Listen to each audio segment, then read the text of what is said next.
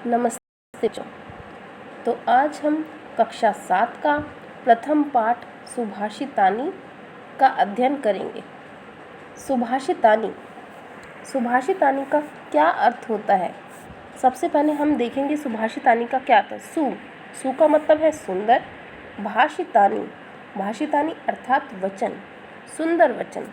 जो वचन हमें बोलने में, सुनने में, लिखने में, कहने में सुंदर लगते हैं, उन्हें हम क्या कहेंगे? सुंदर वचन। अब हम अपने चैप्टर की ओर आते हैं। हम सबसे पहला है हमारा पृथ्वीयां त्रीणि रत्नानि जन्मंत्रम सुभाषितम। पृथ्वीव्याम का अर्थ पृथ्वी पर, त्रीणि तीन, रत्नानि प्रकार के रत्न होते हैं। सुभाषितानी जन्मंत्रम सुभाषितानी। जन अर्थात पानी, जन मंत्र अन्न, और सुभाषितानी मैंने अभी आपको बताया था ऊपर, सुंदर वचन। तो पृथ्वी पर 3 प्रकार के रत्न पाए जाते हैं, और वो रत्न कौन कौन से होते हैं? जन, अन्न और सुंदर वचन। मूढ़े का मतलब है मूर्ख।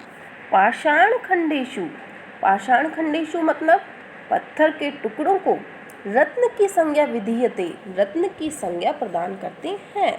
मतलब जो मूर्ख लोग होते हैं वो पाषाण पत्थर के टुकड़ों को रत्न की संज्ञा देते हैं। पत्थर के टुकड़े यानी कि मैंने आज पिंक स्टोन पहना है, मैंने आज येलो स्टोन पहना है, मैंने आज ब्लू स्टोन पहना है। तो ये क्या है? ये मूर्ख लोगों की रत्न की संज्ञा है कि मैंने ये स्टोन पहन लिया तो मेरा ये अच्छा होगा। अगर आपको कोई रत्न धारण करना है तो आपको कौन सा रत्न धारण करना है? आपको सुंदर वचन, यानी कि सुंदर बोलो और सुंदर सुनो। ठीक है। तो नेक्स्ट हमारा है सत्येन धार्यते पृथ्वी, सत्येन तपते रवि, सत्येन वाति वायुश्च, सर्व सत्य प्रतिष्ठितम। तो स्टूडेंट, सत्य से, आपको पता है ना, सत्य सबसे बड़ी बात है। सच बोलना, सच सुनना। हमारे देश में जो भी सत्य वक्ता लोग हैं, आज भी उनका जो नाम है वो बहुत ही स्वर्ण अक्षरों में लिखा जाता है। कौन कौन है वो सत्यवादी हरिश्चंद्र, और हमारे गांधी जी ने भी कभी झूठ नहीं बोला, उन्होंने भी हमेशा सच बोला। तो सत्य से ही पृथ्वी है, यानी कि सत्य से ही पृथ्वी इस धरा पर है। सत्य तपते रवि, सत्य से ही रवि तपता है, यानी कि सत्य से ही रवि जो है वो हमें प्रकाश प्रदान करता है। सत्यवाति वायुश्च, सत्य से ही क्या होता है? वायुश्च, यानी कि वायु जो है हमारे चारों ओर की जो हवा है वो विचरती है। सर्व सत्य प्रतिष्ठितम, सभी प्रकार जो हमारी संपूर्ण धरती है वो सिर्फ और सिर्फ सत्य की वजह से ही टिकी हुई है, चल रही है। यानी कि पृथ्वी पर धैर्य धारण शक्ति की वजह से है, रवि के पास यानी कि सूर्य के पास प्रकाश सत्य की वजह से है, वायु जो हमारे चारों ओर घूमती है वो सत्य की वजह से है, और इस संपूर्ण धरती पर जो भी कुछ है वो किसकी वजह से है? सत्य की वजह से। तो इसीलिए आपको हमेशा किसका ध्यान रखना है? सत्य का। किसका पालन करना है? सत्य का। ओके। तो अब हम अपनी नेक्स्ट स्टेप पर चलते हैं। नेक्स्ट स्टेप है हमारा दाने तपसी शौर्य च विज्ञाने विनये नये, विस्मयो नहि कर्तव्य बहुरत्ना वसुंधरा। दाने यानी कि दान में, तप में, शौर्य मतलब बन। ठीक है। कौन कौन शक्तिशाली है? चा मतलब और, विज्ञान में, विनय नीति। विस्मयों का मतलब होता है बच्चों आश्चर्य। विस्मयों का क्या मतलब होता है? आश्चर्य। ना ही कर्तव्य बहुरत्ना वसुंधरा, कर्तव्य बहुरत्ना यानी कि कर्तव्य में बहुरत्ना वसुंधरा, जो हमारी धरती है उस पर बहुत सारे रत्न हैं। तो इसीलिए हमें दान में, तप में, शौर्य में अर्थात वन में, विज्ञान में, विनय में, नीति में विस्मय यानी कि आश्चर्य नहीं करना चाहिए, क्योंकि जो हमारी पृथ्वी है, जो हमारी धरती माता है, वो बहुत सारे रत्नों से परिपूर्ण है। कितने सारे रत्नों से? बहुत सारे रत्नों से, ठीक है, और उनमें ये सभी रत्न पाए जाते हैं। तो अब हम नेक्स्ट पर आ जाते हैं। नेक्स्ट है हमारा संधिरेव साहसीत संधि पूर्वीत संगतिं संधि विर्वादम मैत्री में च नासद्धि किंचिदारे चरेत। अर्थात सद्धिरेव का अर्थ क्या होता है स्टूडेंट्स? सद्धिरेव साहसीत यानी कि जो अच्छे सद आचरण, सद्धिरेव यानी कि जिनका आचरण सदाचार वाला अच्छा होता है।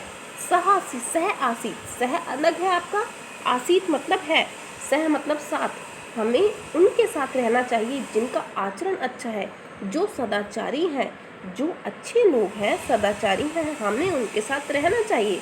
सद्धि पूर्वीत संगतम, उनके साथ ही हमें संधि करनी चाहिए, उनके साथ हमें संगति करनी चाहिए, उनके साथ हमें हमेशा विराजमान रहना चाहिए, जिससे कि हम सीख सकें कि वो क्या करते हैं, कैसे करते हैं, और हम उनके आचरण को ग्रहण कर सकें।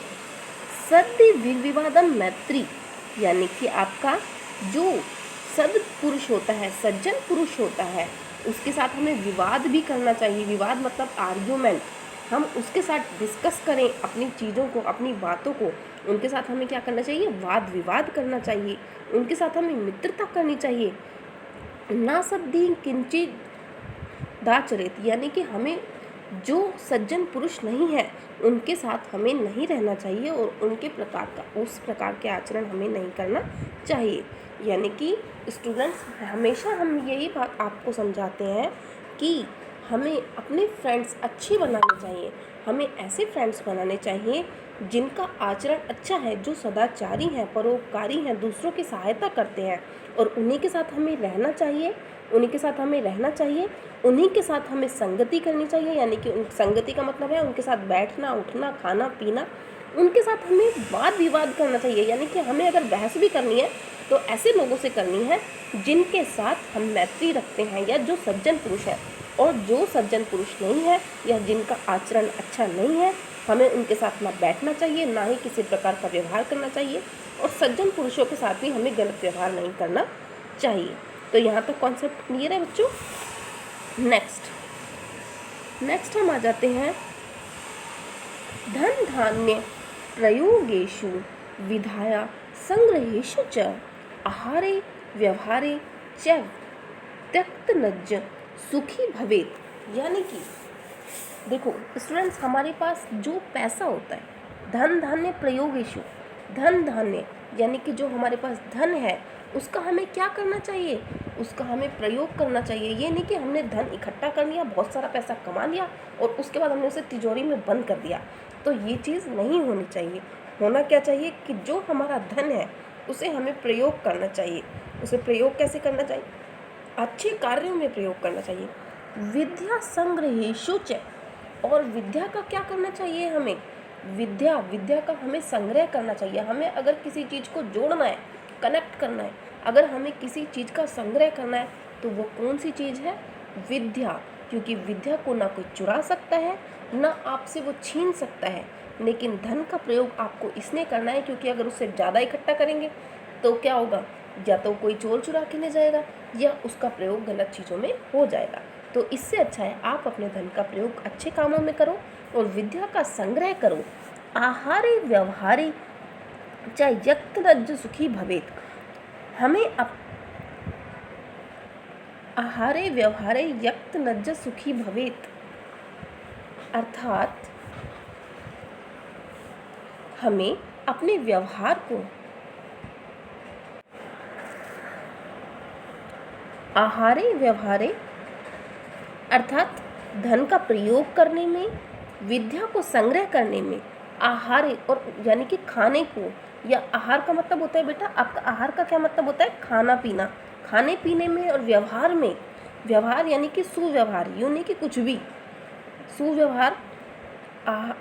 यक्त नज यानी कि जो लोग इन सब चीज़ों में नज जाए यानी कि शर्म नहीं करते, वो लोग सुखी रहते हैं। धन का प्रयोग करने में, बुद्धि का विद्या का संग्रह करने में, आहार व्यवहार करने में, जो लोग लज्जित फील नहीं करते या जो शर्म फील नहीं करते, वो लोग सुखी रहते हैं। तो आपका ये 5वां हो गया। अब आपका ये अंतिम श्लोक है, इसको भी एक बार समझ लेते हैं। क्षमा वशीकृति लोके क्षमया किम न साध्यते, शक्ति खंडका करे यस्य किम करिष्यति दुर्जना। यानी कि क्षमा वशीकृति लोके, देखो स्टूडेंट्स, मैं आपको आज एक बात बता देती हूँ कि क्षमा यानी कि किसी को माफ़ कर देना, ये सबसे बड़ी आपके पास, अगर आपके पास कुछ है तो ये सबसे बड़ी भगवान ने आपको ताकत दी है कि अगर आप दूसरे को क्षमा कर देते हैं, या क्षमा के धन अगर आपके पास है कि आप दूसरों को दे सकते हैं, तो आपको दुनिया में कभी किसी चीज़ से डरने की ज़रूरत नहीं है, या कहीं भी आप हारोगे नहीं। ये मेरे से लिखवा लो आप। क्षमा वशीकृति लोके, यानी कि क्षमा से कितने ही लोगों को जीता जा सकता है। क्षमा किम न साध्यते, क्षमा ऐसा कुछ भी नहीं है जो क्षमा के से नहीं सकता, यानी कि क्षमा से के कारण नहीं होता। शक्ति खंडक करे यसे, यानी कि शक्तिशाली इंसान भी खंडक क्या करेगा, शक्तिशाली इंसान भी क्या करेगा, जिसके पास शांति की तलवार है। शक्ति खंडक यानी कि जिसके पास शांति की तलवार है। यस्य किम करिष्यति दुर्जने, तो उन लोगों का, दुर्जन यानी कि जो बुराई जिन लोगों की होती है, जिन लोगों के पास अच्छाई नहीं होती है, दुर्जन यानी कि जो आपका दुश्मन है, वो आपका कुछ नहीं बिगाड़ सकता। अगर क्षमा का जो यंत्र है, क्षमा की जो तलवार है अगर आपके पास है, तो कोई भी आपका कुछ भी नहीं बिगाड़ सकता। ठीक है बच्चों, क्षमा वशी यानी कि क्षमा वशीकरण, क्षमा एक ऐसा मंत्र है जो दूसरों को आपके वश में कर देता है। ठीक है, तो ये आपका चैप्टर, इसका वर्णन समाप्त हो गया। नेक्स्ट वीडियो में मैं आपको उसके शब्दार्थ और क्वेश्चन आंसर करवाऊंगी। ये आपको समझ में आ गया स्टूडेंट्स? Okay, bye.